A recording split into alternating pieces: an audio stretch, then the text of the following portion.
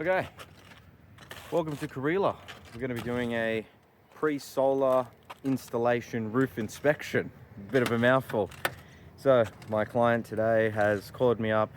They want to check everything to make sure there's going to be no leaks after the solar's on, because if you imagine solar's on, how are you going to get to the roof tiles?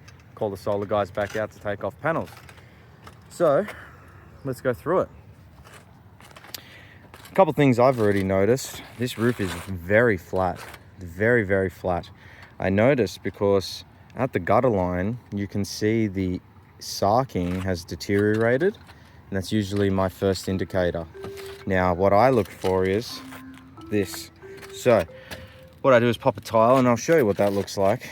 I'll just pop one over here at random. Let's go this one right here. Okay, so obviously there's going to be a rafter right here, so not there, but next to the rafter, if we have a feel, my finger just falls straight through that. Now, brand new sarking should be able to catch me if I fall through the roof. This, I didn't even have to put any pressure, it just goes straight through it. That means that water has been sitting there, water comes between the tiles, and then it's deteriorating over time. So this is years and years and years worth of water damage. But look, the good thing is it's done its job. It's saved the inside of the roof, but I think it's been heavily reliant on it. So now we're at the point where we're at now. Next, the condition of the tiles. Well, they're here and there. So firstly, you have things like this. This is called a broken nose. This is a very large broken nose. Very, very large indeed, to be honest. So you're going to have to definitely replace them at a bare minimum. If we just keep going along the roof, you'll see the noses are broken everywhere. So this is another large one. That's pretty large for how flat this roof is. Not great. There's some significant ones. I'll show you them. You can see here, this tile has actually slipped out, which means that the batten on the back of it, so I can just kick that straight back up. So if I stand, yeah, I can feel it there already. There's a bit of a flex. So that would mean the batten, the timber batten that the tiles sit on, is not in a good state, probably rotted away. You can see that is a very, very large broken nose here. Like, look at that. If that falls in that crack straight into the roof, it's going to land on the sarking, which is probably what it's been doing for however long it's been broken. But it's just going to deteriorate the sarking faster. Now, I won't show too much more on this side because you got the gist. This side, it's a little bit worse. So we'll start with the tiles that are probably in the worst condition, which is this guy right here, split right in half. And there's actually a second one, and it's a bit more of a sneaky fix. So I'll just move across and then you can see it right here. Very, very unfortunate. Now we have a little guy broken up here, and then they're just spread out from here on. So you'll see broken nose here, here, here, here, here, here. It's just gonna keep going. There's so many. I've been looking for more that are broken in half. As of yet, I haven't seen any, so that's good. But I'm willing to bet there are more. Just sometimes they're very hard to see because they blend in. So I'm going to do another double check of everything just to be sure at the end. Now, this side, the sarking condition is not much different. You can see I've popped one there. Just come down here, that's a nailed row. There we go. And yeah, look at that. My finger went straight through it again. So not great. Now, if we come, another broken on the top here too. Broken nose there, but they've siliconed this up, which is not good. So, see how they've blocked the water course with silicon? Water is supposed to fall down this one. If it overflows, it goes into this one, and then out onto the tile. They've blocked them. So now if water gets in further up, where's it gonna go? Well, it's blocked, so it's forced to go in. Not good. Siliconed up that one. There's a siliconed one here, siliconed one there, another siliconed one here. Okay, one more over there. Now, these are just slipped valley cuts. They're simple enough to fix. It's just a matter of putting something called a tile valley clip on it. Stops it from sliding in the future. You can see there's a couple missing. So there's one here, one little one there, which is probably that one there, one here, and there should be one here and one here. Unfortunately not there. This section's very flat. We'll just have a look. We got another broken nose here. Okay, and then another broken nose here. So, bit of significant tiles damaged. This here is called your valley iron. And obviously catches water when the two roofs intersect in an internal corner. Now, this valley is, look, it's not like immediately concerning. Just a few things that I will note is there's a little bit of a gap underneath there, and obviously the surface rust. The surface rust, it just means now it's a ticking time bomb essentially. So it will eventually rust through. It's not rusting through yet. Like if I put my finger on there, it's not going through the metal, so that's all right. And it didn't really take any off with it, so that's good. I'm not too concerned, but look, again, it does need a re-roof. That would be my suggestion before putting solar on it, and the valley would be done at the same time. Okay, so what you've got here is just an old gutter, a little bit of rust, not much, a little bit of rust around the nozzle, and then you can see the water has been getting to the top side of that fascia, so it's rotting out a little bit.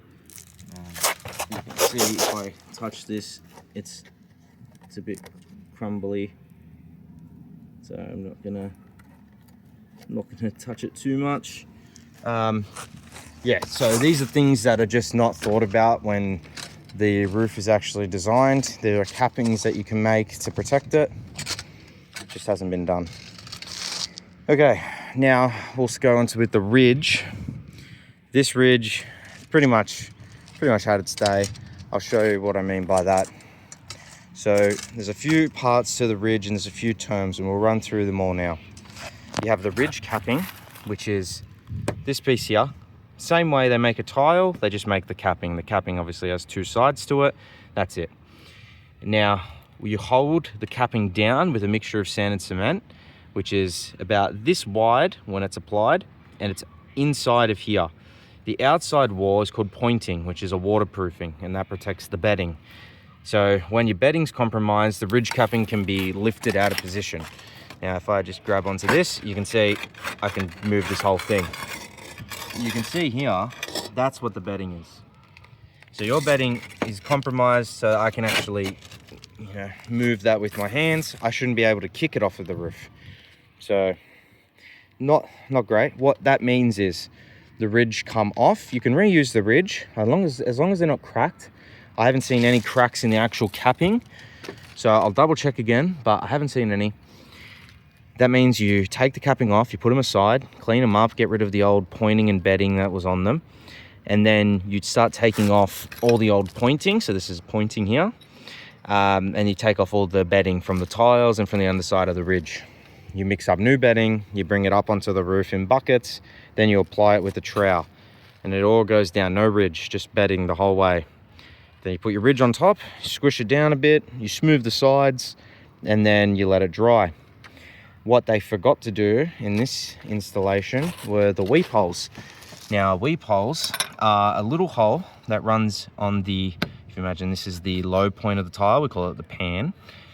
It runs on the left and all the way through the bedding, out through the other side of the bedding. That's so when you have condensation build up in there, it can follow that little tunnel, the weep hole, and come out onto the tiles. Now, because you don't have that little tunnel, the water builds up behind the bedding. Obviously now the bedding's going to absorb some of it, which will eventually make your cappings go loose. But it also allows it to overflow off the side, off the back of the tile. So not great. Now you can see this is old pointing. This is like old-fashioned stuff. I can tell just by looking at it, and it was a homemade job. All the roofers used to have to make the pointing. Now we can buy it, and it's more flexible, and it can handle our environment more. So this stuff, it does all right. It just doesn't have the flex in it. So you get this happening where big chunks come off. Now, you can see cracking happening, parts where this is called the collar, this part here, collar. So you normally would point the collar. You can see that's where that would have belonged originally. It's just all given way. So the cracking means that water will get to the bedding. Once it gets to the bedding, it goes loose. You can see some, pretty much all of these. I can take these off by hand. Look at that, not good. Ooh, not good at all. Okay, so that's happening pretty much the whole entire way. No weep holes, cracking, bedding's gone loose. Not in the best nick. The last thing we'll talk about is the gables. So gables are, if you imagine a triangle, like your neighbors here, you've got a triangle, that's your gable. And then you can see how they've got tiles at the end, and then it's got pointing. Well, that's the same process of the ridge. You bed the last little bit of the tile all the way down. It sits on a piece of fibro. Nowadays, there's also a little flashing that goes underneath the fibro. It's a couple layers. But that will also crack and eventually fall apart. So let's have a look at yours. Well, we have a little bit of cracking happening. Nothing it's fair enough, but not the worst that I've seen. You can see here, it's a little bit more worse. Basically, that's the condition that we're looking at for pretty much everything, because it's all about the same age. So what they do, they take off that row of tiles, take off the old fibro, and then you put that thing called a Z strip. It's just a capping made out of metal, same stuff as this. Goes down, then the fibro goes down, then your bedding goes down, then the tile goes back in, then you point the outside edge. Sometimes you've got to grind the tiles to get them all nice and straight, but that's every now and then. Now the back gutter, sorry, I forgot to mention this. So the back gutter here, this is a newer section. Then it changes color closer toward the end there, which is, I think, just trying to blend it in. It's a bit random, but again, that's not an issue. If we go over on the front, you'll see that that gutter is an older gutter.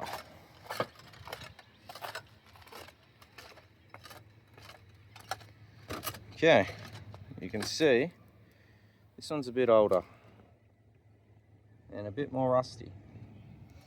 So this is just the old Gow version of the gutters, and what they used to do was you put this on. You never used to be able to get your sheets painted and your gutters painted, so you would put them on and then the painter would paint them for you. So when you look at yours and you can see the paint flaking, that's not normal. That doesn't, it's not the new normal. When gutters get old now, they just fade. They don't peel. So that's how you can tell the difference. If we just follow along, you can just see a couple more broken noses. They're just everywhere. You've got another one here. You actually got a couple. We've got 3 in this one spot. Yeah. Okay. So yeah, you can see just a little bit. It's not the end of the world. If you were to do a re-roof, you would just do it, because it's one straight length. It's not going to be that much. Yeah, so a couple things to note, just a couple. I'll just say this too, actually. That's a bit random. They laid that a bit high. Don't know why they did that. They've actually packed it up. A bit strange. It should be sitting flush. Anyway, so that's pretty much it. Not much else to note about this roof. The biggest issue obviously being under-pitched, so I would recommend the re-roof. It's not just you, it's your neighbours as well. I'll show you. You can see they've got the exact same setup. Theirs is flatter on the back side, but a bit more on this side. And look, actually, there you go. That's what I mean when the gable gets bad. So yeah, not the end of the world, but I probably wouldn't do solar before addressing this. And when you do this, you'll be putting on sheets like that over there, corrugated sheets. Or you can go another style if you want, but corrugated is fine. Like it's probably tied with the second cheapest and lasts just as long. So hope this is a bit helpful.